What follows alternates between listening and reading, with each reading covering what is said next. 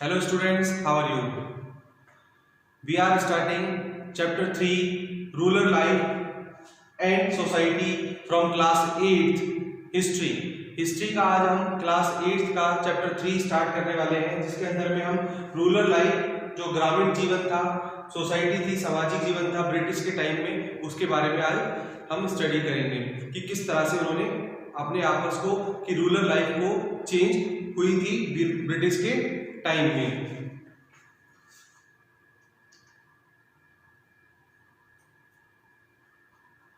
Introduce.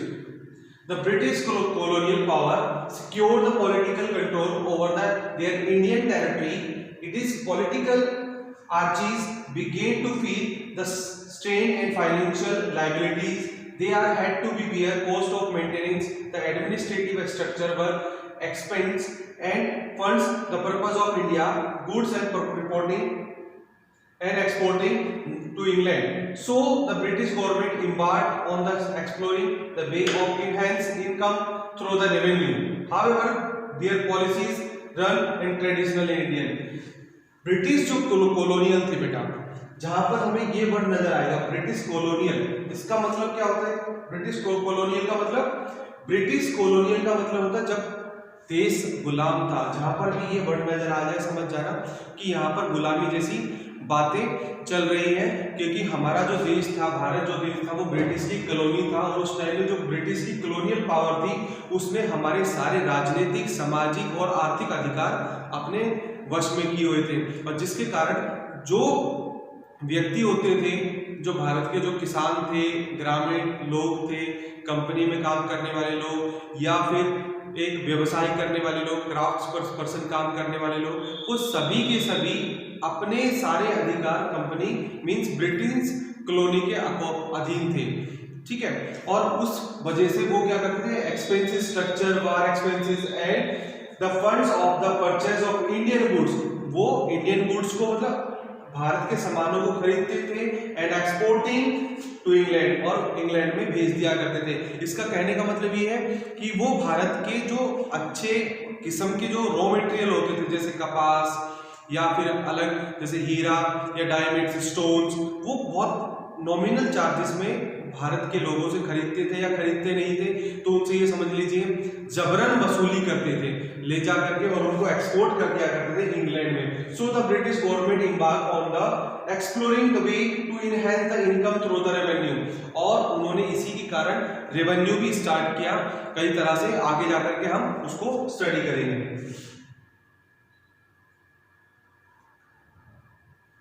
British policy until 1793, British की policies क्या क्या पॉलिसीज थी, आज हम कुछ ऐसी पॉलिसीज के बारे में डिस्कस करने वाले हैं जो ब्रिटिश ने बहुत ब्रूटल तरीके से भारतीय के ऊपर में अप्लाई की थी, या ये समझ लीजिए उनका शोषण करने के लिए। मान लीजिए बेटा, अगर ये पॉलिसीज एक इस तरह से थी, सिर्फ एक उनका कहना था कि सिर्फ हमें आपका धन लूटना है, मींस, या फिर ये समझ लीजिए कि वो सिर्फ एक रीजन ढूंढते थे।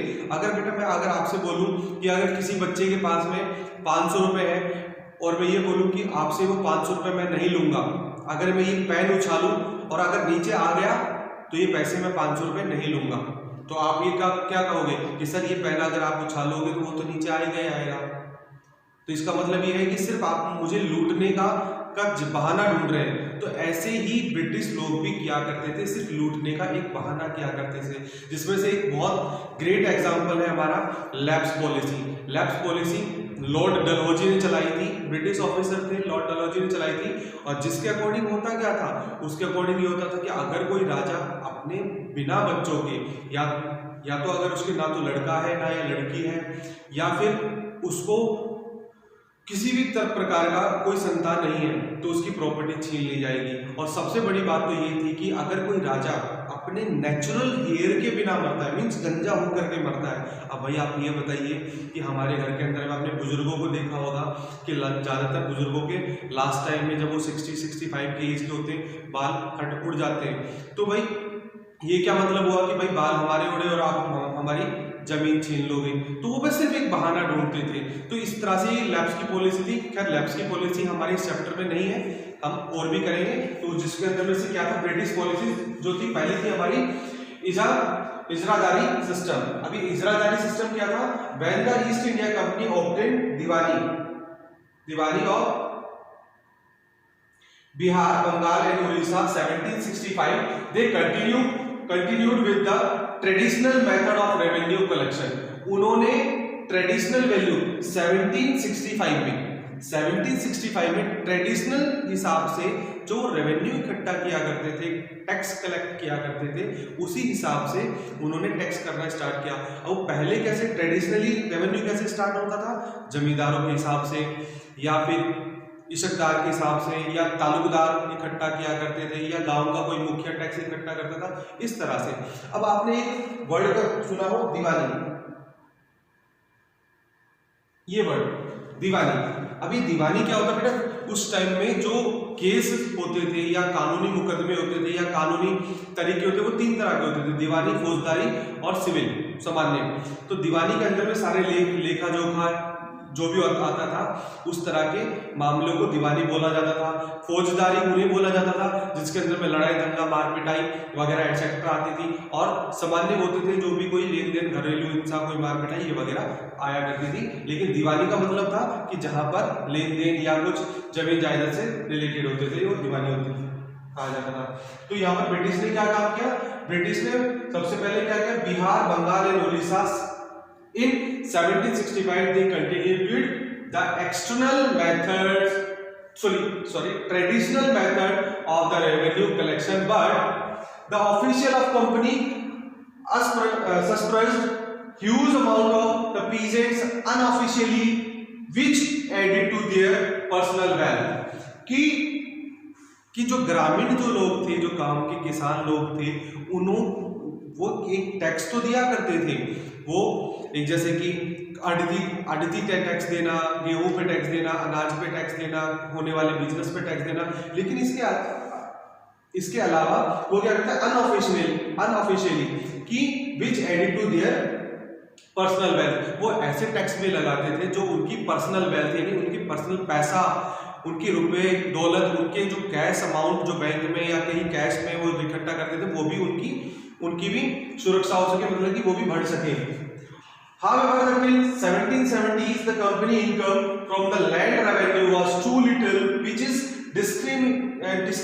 diminished, and further because of massive famines, hence the Warren Hessington introduced the Ijadari system, according to which their right and revenue collect was given by the highest bidder for a period of 5 years. These bidders were called contractor कौन होते थे, जो Warren हेजिस्टन थे, यहाँ पर ये British officer थे, Warren हेजिस्टन, ये ब्रिटिश ऑफिसर थे। इन्होंने एक इजादारी सिस्टम को इंट्रोड्यूस किया। इजादारी सिस्टम, इजादारी क्या होता है बेटा, इजरादारी का मतलब होता है, ये एक मुस्लिम वर्ड है, उर्दू भाषा का शब्द है, जिसका मतलब होता है कि जो सबसे ज्यादा बोली लगाएगा वही इस चीज को मुनाफा कमा पाएगा। मान लीजिए अगर आपके पास में 20 किसान हैं और 20 किसानों के पास में खरीदने वाले, उनके गेहूं को खरीदने वाले और 5 लोग हैं, तो एक ने कहा कि भाई मैं 10 रुपए किलो गेहूं खरीदूंगा, दूसरे ने कहा 12 रुपए किलो, तीसरे ने कहा 14 रुपए किलो, 5वें ने कहा 18 रुपए किलो। तो सभी किसान उसको दे दिया करते थे 18 रुपए किलो वाले को। तो लेकिन जो 18 रुपए किलो जो गेहूं खरीदता था या जो ज्यादा इजरादारी क्या करता था, उसको ब्रिटिश गवर्नमेंट को क्या देना पड़ता था, टैक्स देना पड़ता था। However, this system was failure because ये सिस्टम बाद में जाकर के फेलियर हो गया था, बिकॉज क्योंकि bidding was often not related to actual productivity of the land. जो बिडिंग होती थी, जो बोली लगाई जाती थी, वो लैंड के, जमीन के या प्रोडक्ट के हिसाब से नहीं लगाई जाती थी, वो एक तरह से अलग तरीके से हुआ करता था। The Ijadari were not interested to make the improvement in the land. It was the accident at the regular interval. ये हर एक इंटरवल के बाद में हुआ करता था। जैसे कि मान लीजिए अगर कोई 6 महीने में या साल भर में या किसी एक पीरियड में एक किसान को वो ईजादारी सिस्टम देना पड़ता था। लेकिन कभी कभी सूखा पड़ने के कारण, कभी कभी बरसात होने के कारण, ज़्यादा बरसात होने के कारण, पाला पड़ने के कारण कभी कभी फसल नष्ट हो जाया करती थी, लेकिन किसानों को फिर भी देना पड़ता था। The contractor exploit the peasants and extract the more revenue. जो कॉन्ट्रैक्टर होते थे, जो बिडर होते थे, जो सबसे ज्यादा बिडर लगाते थे, वो क्या चाहते थे, वो किसानों का सबसे ज्यादा एक्सप्लॉइट करते थे कि ताकि किसान को डरा करके, धमका करके उनसे सारी की सारी वो फसल छीन ली जाए, इस तरह से। फिर आया हमारा परमानेंट सेटलमेंट। तो परमानेंट सेटलमेंट बेटा कुछ कुछ हमारा अच्छा भी था और कुछ कुछ खराब भी था। परमानेंट सेटलमेंट में क्या था, परमानेंट सेटलमेंट में क्या हुआ था, the Lord Cornwallis introduce the permanent settlement. That is very important question, that's very important. The Lord Cornwallis introduce the permanent settlement. The Lord Cornwallis permanent settlement, the Lord Cornwallis introduce the permanent settlement in Bihar, Bengal and Orissa in 1793. According to this system, इस system के according, the landowners or the जमींदार obtain the hereditary rights. hereditary rights का मतलब होता है वांशिक, वंश के अनुसार, कि जमीन का जो मालिक होता था उसका बेटा भी फिर उसका मालिक होता था, फिर उसका बेटा उस जमीन का मालिक होता था, उस का बेटा उसका मालिक होता था। इट मीन्स कि किसानों को वो जमीन कभी भी नहीं मिल पाती थी। किसान गरीब था, गरीब रहता था और गरीब ही मर जाया करता था। मीन्स कि जमींदारी जो सिस्टम थी वो जमींदारों के पास में ही रहा करती थी। तो उसे बोला गया, उसने क्या बोला, जो लॉर्ड कॉर्नवालिस थे, लॉर्ड कॉर्नवालिस ने क्या काम किया, उन्होंने जो जमींदारी सिस्टम थी उसको हेरिडिटरी राइट्स रखा कि जमींदार के पास में ये वांशिक अधिकार है, ये जन्म से अधिकार है कि जो जमीन उसकी है या जिस जमीन पर वो बिड लगाता है या जिस जमीन से, जिस किसान से वो गेहूं खरीदता है या जिसको वो अपना पैसा देता है, उस जमीन का मालिक वो खुद है, उसके मरने के बाद में उसका बेटा, उसके मरने के बाद में उसका बेटा। ठीक है। The farmer were reduce the status of tenants. The जमींदार हैड टू पे the fix amount of land revenue every year to the company, even if there were adverse conditions such as the flood or drought, failing which is land was auctioned of whatever the remain with the zamindar after the paying the revenue was of his profit. The land revenue was fixed at the roughly 50% of the total produce. अब बेटा होता क्या था कि permanent settle के अंदर में एक रेवेन्यू, एक टैक्स फिक्स कर दिया गया था, जिसका मतलब क्या था, fix amount and revenue every year to the company. Company को, यहाँ पर जो बार बार वर्ड आ रहा है company refer to the British government. British government को वो पैसा देना पड़ता था, चाहे फ्लड आए, चाहे सूखा पड़े, चाहे बाढ़ आए, चाहे कुछ भी हो, किसी भी तरह हो। जमींदार after the pay revenue was profit, the land revenue was रफली 50% और 50% जमीन का, जितना भी जमीन है उसके अंदर में जितना अनाज उगने वाला है उसका 50% उनको, कंपनी को, ब्रिटिश ऑफिसर को देना पड़ता था। ये परमानेंट हो गया था कि आपको इतना देना ही देना है। ठीक है। और दूसरा इसका सबसे बड़ा क्या था, हेरिडेटरी राइट। ये हेरिडेटरी राइट दे दिया गया था, ये गलत था। नेक्स्ट, ये थे हमारे लॉर्ड वॉरेन हेस्टिंग्स। देखिए उसके बाद में तो इफेक्ट्स ऑफ द पीजेंट। अब पीजेंट के ऊपर में बेटा इसका क्या असर पड़ा, the actual cultivators of the land, the actual cultivators of the land were left at the mercy of zamindar, who often extracted exorbitant rates of the cultivators, exorbitant rates of the cultivators। जो जमींदार जो लोग थे, जो cultivators थे, the actual cultivators of the land, जो land को cultivate करते थे, मीन्स उनकी जोताई करते थे, उस पर अनाज डालते थे, उसका गेहूं बोते थे, फिर उसके ऊपर में बहुत सारे जो प्रक्रिया होती थी वो पूरा करते थे। वो पूरा करने के बाद भी वो क्या थे, उनको मर्सी पे छोड़ दिया गया था, जमींदारों की मर्सी के ऊपर में, कि वो जमींदार की दया के ऊपर में जिंदा रहते थे, कि जमींदार कम करे या ना करे, माफ करे कि ना करे, और इस तरह से जमींदार उनकी डे बाय डे एक्सप्लॉइट करता रहता था। The peasant had to pay the revenue even if they crop failed, hence they were forced to borrow money from the moneylender at the highest rate interest. In case of non-repayment of loans, their land was mortgaged and they had to look alternative employment to migrate to city. इसका मतलब क्या था? The peasant had to pay the revenue. Peasants को tax देना पड़ता था, बेशक चाहे उसकी फसल अच्छी हो चाहे ना हो, चाहे बारिश हो चाहे सूखा पड़े, चाहे उसको ऊपर कुछ भी हो जाए, XYZ कुछ भी हो जाए, फसल बने चाहे ना बने, लेकिन पीजेंट्स को वो टैक्स देना पड़ता था। लेकिन सबसे बड़ी गंदी बात क्या थी यहाँ पर बेटा? दे वर फोर्स्ड टू बोरो, उन्हें जबरदस्ती, किसानों को जो जमींदार लोग थे उनको जबरदस्ती ब्याज पे पैसा देते थे कि नहीं ये पैसा तेरे को लेना पड़ेगा। उन्हें 5,000 रुपये 4,000 रुपये जो भी होता था उनको जबरदस्ती ब्याज पे पैसा देना पड़ता था, और वो ब्याज इंटरेस्ट भी बहुत तेज होता था, लेकिन उनको जबरदस्ती लेना पड़ता था। और लास्ट में क्या था? High interest in case non repayment, और हाई इंटरेस्ट पे जब वो केस दिया जाता था, पैसा दिया जाता था, तो जमींदार जो किसान था वो उसको रीपे करने में नाकामयाब होता था, मतलब कि वो दे नहीं पाता था। तो उसका कारण क्या होता था? जमींदार चाहता यही था कि ये पैसा दे ना पाए और मैं इसकी जमीन छीन लूँ। ठीक है, पहले तो उसने हाई रेट पे पैसा दे दिया, और हाई रेट पे पैसा देने के बाद में क्या करता था, वो जब वो पे नहीं कर पाएगा तो उसकी जमीन छीन ली जाएगी। Non repayment loan and there was mortgaged, उसकी जमीन को छीन ली जाती थी, जब्त कर ली जाती थी, and had to look alternative employment to migrate to the city. और लास्ट में जाकर के किसान को क्या करना पड़ता था? लास्ट में जाकर किसान को they had to migrate, migrate का मतलब होता है एक जगह से दूसरी जगह पर स्थगित हो जाता था, चला जाता था, और फिर वो क्या करता था? अलग से कोई काम करने लग जाता था, किसी फैक्ट्री में, कंपनी में, या किसी की घरों में काम करने लग जाता, इस तरह से हो जाता था। ठीक है,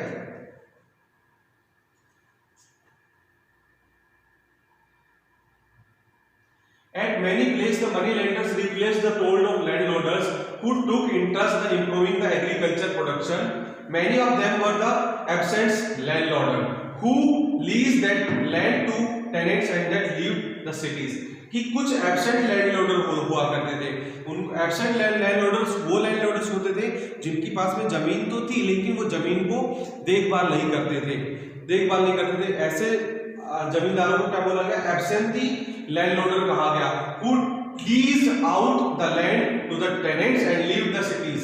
वो क्या करते थे? जो अपने जो जमीन को वो इस्तेमाल नहीं करते थे, वो उनको पता भी नहीं था मेरी जमीन कहाँ कैसे क्या है वो इस्तेमाल, तो उनको बोला गया एब्सेंटी लैंडलॉर्डर्स। उनको एब्सेंटी लैंडलॉर्डर कहा गया, और उनकी जमीन को लीज पे छोड़, और वो क्या करते थे? वो दे लीज्ड आउट, उसको किराए पर, पट्टे पर, या एक तरह से यूं समझ लीजिए किराए पर देकर के चले जाया करते थे वहां से। The method of cultivation continued to the primitive, as neither the British and landlords took many interest in improving the agriculture method.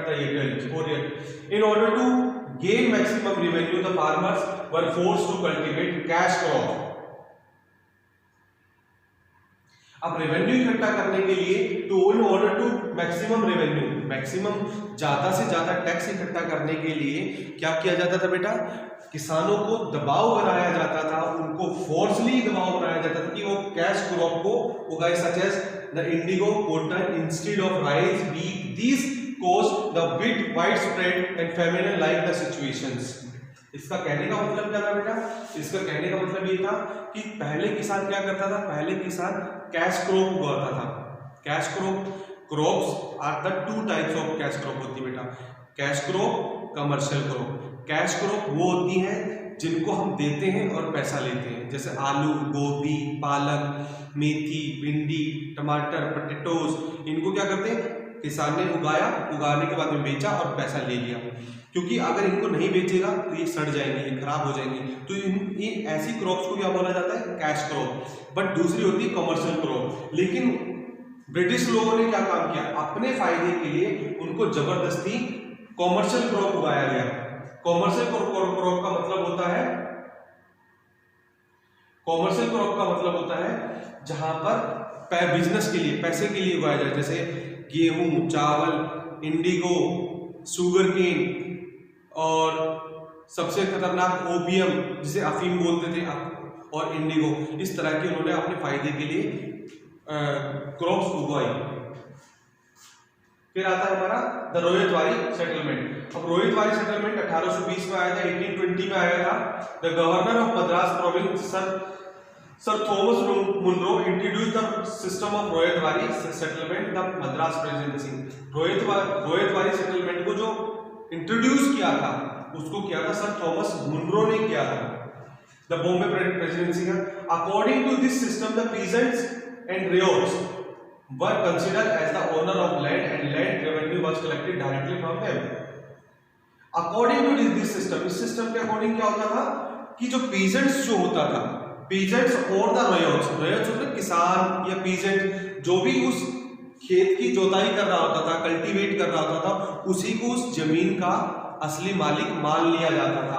And the revenue was collected directly, और उनसे रेवेन्यू वापस ले लिया जाता था। इसका कहने का मतलब ये था कि बीच में जो मीडिएटर्स थे, बीच में मीडिएटर थे वो खत्म कर दिए गए थे। मीडिएटर कौन होते थे बेटा? उस टाइम में मीडिएटर एक, खैर आपके चैप्टर में तो ये नहीं है, लेकिन उस टाइम में एक मीडिएटर हुआ करते थे जिनको बोला जाता था गुमास्तो। वो गुमास्तो क्या करते थे? वो किसानों से बात करते थे कि आपकी फसल हम इतने 100 रुपए में खरीद लेंगे, जाकर के ब्रिटिश ऑफिसर को बोल दिया करते थे कि किसान 120 रुपए में देने के लिए तैयार है, तो वो बीच में खा जाया करते थे, एक तरह से मीडिएशन का काम करते थे। लेकिन होता क्या था, सबसे गलत बात ये होती थी कि जो गुमास्तो थे वो किसानों के घर पे जाकर के उनके साथ में गलत व्यवहार करते थे, बुरा व्यवहार करते थे। लेकिन इसमें क्या हुआ, जो थॉमस मुनरो थे उन्होंने गुमास्तो सिस्टम को खत्म कर दिया, जमींदारी सिस्टम को खत्म कर दिया। और रोहितवारी के अंदर में क्या हुआ कि जो रोहित था, जो किसान था, जो उसमें लैंड पे जोताई कर रहा है, मीन्स कल्टीवेट कर रहा है, वही उसका एक्चुअल मालिक होगा और उससे ही टैक्स लिया जाएगा। ठीक है। फिर था महलवारी सेटलमेंट। महलवारी सेटलमेंट क्या था? Mahalwari settlement was introduced in 1830।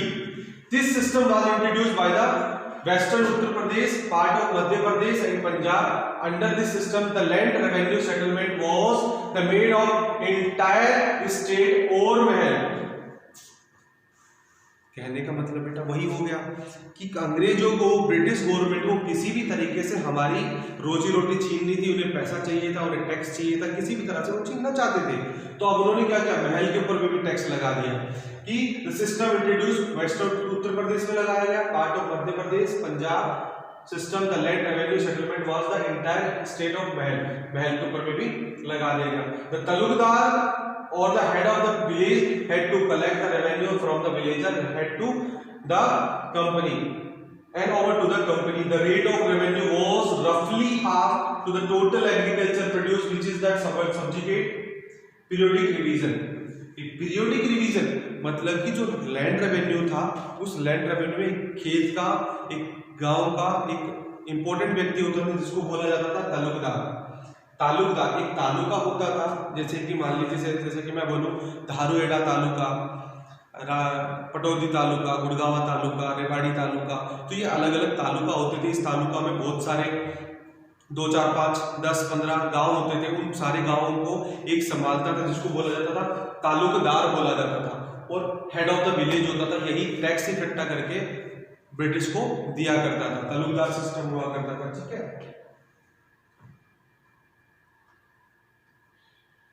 Plantation of cash crops हो गया था।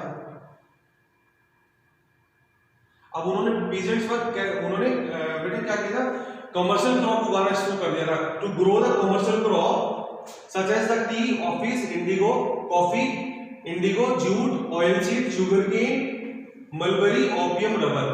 बेटा उन्होंने कमर्शियल क्रॉप का मतलब होता है जहां से पैसा कमाया जाए, कि अगर वो फसल किसान ने उगा ली, अगर वो नहीं बिकी और बेची नहीं जाती तो कोई बात नहीं, उसको रख लिया जाए, तब इसके रेट बढ़ेंगे, तब इसको बेचा जाएगा। तो ऐसे ही थे commercial crop, jute, oil seed, sugar cane, ये थे, ताकि अंग्रेज उसको अपने पास में रख लेते थे, जब उनके रेट बढ़ते थे तब उनको बेचा करते थे। लेकिन सबसे खतरनाक क्या था बेटा, ओपियम था और इंडिगो था। इंडिगो क्या होता है, इंडिगो का मतलब होता है नील। पहले के टाइम में, आज के टाइम में हम हमारी जो मम्मा है वो इस्तेमाल करती है कपड़ों में डालने के लिए, पानी वाला उजाला वगैरह इस्तेमाल करती है। पहले क्या था, पहले एक फसल होती थी, उससे एक फूल उगता था, उस फूल को पीस करके सुखा करके एक नील बनता था, जिससे कपड़ों पर कलर किया जाता था और बहुत इंपॉर्टेंट होता था। लेकिन दिक्कत क्या थी, इस फसल के अंदर में किसान उगाने से मना करते थे, इसलिए कि जिस भी खेती के अंदर में, जिस भी जमीन के ऊपर में नील उगाया जाता था, फिर वहां पर 5-6 साल तक कोई भी फसल नहीं हो सकती थी, क्योंकि नील अंदर से जमीन को बिल्कुल खराब कर दिया करता था। उसकी छोटी छोटी जड़ें हुआ करती थी जो जमीन के अंदर में फंस जाया करती, धस जाया करती, ताकि फिर आगे कोई भी फसल उगाना बहुत बहुत मुश्किल हो जाता था 5-6 सालों तक। तो ये सबसे खतरनाक काम था। दूसरा था ओपियम। ओपियम का मतलब होता है अफीम। अफीम एक तरह से नशीला पदार्थ होता है जो नशे के लिए इस्तेमाल किया जाता है। और होता क्या था कि किसानों को ये जबरदस्ती उगाया जाता था और ये नशे अफीम को, ओपियम को बाहर भेजा करते थे इंग्लैंड के थ्रू, बाहर जैसे रशिया, नेपाल, चाइना, इनके अंदर में ये भेजा करते थे बहुत हाई कॉस्ट पे। और लेकिन दिक्कत क्या हुई, इस ओपियम को उगाते उगाते खुद किसान नशे के शिकार हो गए थे, वो खुद भी खाया करते थे। तो अब क्या कहते हैं, उनकी मजबूरी हो गई थी ओपियम उगाना, तो इस तरह से कैश क्रॉप हुआ करती थी। ठीक है,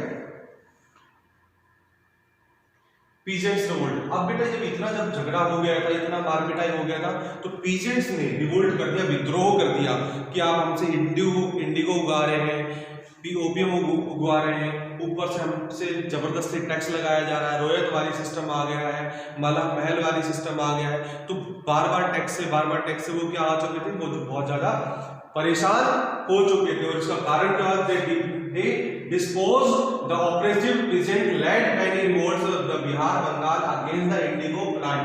Indigo plantation के खिलाफ उन्होंने क्या कर दिया, विद्रोह कर दिया। The जमींदार and the money lenders these were the easily crushed. और जमींदार और जो मनी लेंडर थे, मतलब कि जो पैसे ब्याज में लेते थे, उनको क्रश कर दिया गया था। ये देखिए, यू कैन सी, ये इस तरह के माहौल हुआ करता था। छोटे छोटे गांव होते थे, उनको जबरदस्ती ये इंडिगो उगाया जाता था और लास्ट में जाकर के जो जमींदारी पर जो सिस्टम था, जो मनी लेंडर सिस्टम था, उसको भी खत्म कर दिया गया था।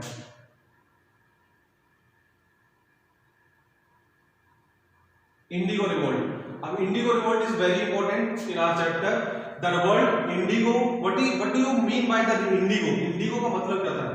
The word indigo is derived from a Greek word। जैसे कि बेटा मैं बहुत पहले से आपको बताता आया हूँ कि हमारे वर्ल्ड के अंदर में दो ही लैंग्वेज बहुत ज़्यादा इंपॉर्टेंट और बहुत ज़्यादा एशियंट रही, एक ग्रीक और दूसरी लैटिन। और ये दोनों ही लैंग्वेज मेसोपोटामिया के सिविलाइजेशन से आती है, जो दजला और फरात के बीच में एक देश बसा हुआ है, मेसोपोटामिया। मेसो का मतलब होता है मध्य, पोटामिया का मतलब होता है दो रिवर। तो मेसोपोटामिया के बीच में बसा हुआ है। तो दो नदियों के बीच में जो शहर बसा हुआ है उसे बोलते हैं मेसोपोटामिया। तो दो नदियां, जो एक तो दजला और एक फरात, तो उसी का जो बहुत एशियंट टाइम है, बहुत एशियंट पीरियड है, उसी में ये दो लैंग्वेज बोली जाती थी, ग्रीक और लैटिन। तो ये एक ग्रीक वर्ड है जिसका मतलब क्या होता है, indigo is derived from the Greek word indicum, in Latin word indicum, indikon and Latin word indicum, meaning from India, जो कि इंडिया से आया हुआ हो। Indigo was the natural blue dye, एक प्राकृतिक नीला कलर होता था, used for the colouring the clothes को कलर करने के लिए, उन पे रंग पे छपाई करने के लिए सुंदर सुंदर इसका इस्तेमाल किया जाता था। ठीक है, it was the exported from India from the ancient time. Indigo was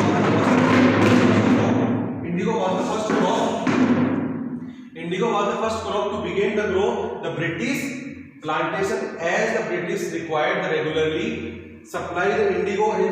It is extile the factories, the indigo planter to give the loans, cultivate the crops, and they wish the sale and factories to low demand. तो बेटा ये क्या था, Indigo revolution हुआ plantation किसानों का विद्रोह हुआ, जिसमें क्या होता था कि किसानों को जबरदस्ती लोन दिया जाता था, लोन देने के बाद में उनको इंडिगो उगाया जाता था और उस इंडिगो को textile factories and indigo planters the give loan to the cultivator, उनको लोन दिया जाता था कल्टीवेट करने के लिए, भैया कल्टीवेट कीजिए, लोन ले लीजिए, पैसा ले लीजिए, जो चाहिए वो ले लीजिए, लेकिन आपको ये काम करना है और कल्टीवेट करना है। इस तरह से वो करते थे the various factory at loan, और उनको पैसा दिया जाता। लास्ट में जाकर के ये बात अलग है कि उनसे उस पैसे को वो देते रहते थे, फिर उनके आने वाले बेटे चुकाते थे, फिर उनके आने वाले बच्चे। इस तरह से बेटा हमारे किसानों के साथ में विद्रोह हुआ, उन्होंने विद्रोह किया। तो आई होप कि बेटा हमें हिस्ट्री का हमने आज चैप्टर 3 हिस्ट्री का क्लास 8 का हमने कंप्लीट किया। आई डू होप आपको ये बहुत अच्छी तरीके से समझ आया होगा। Thank you for watching me and share your with your friends. Thank you so much. God bless you all.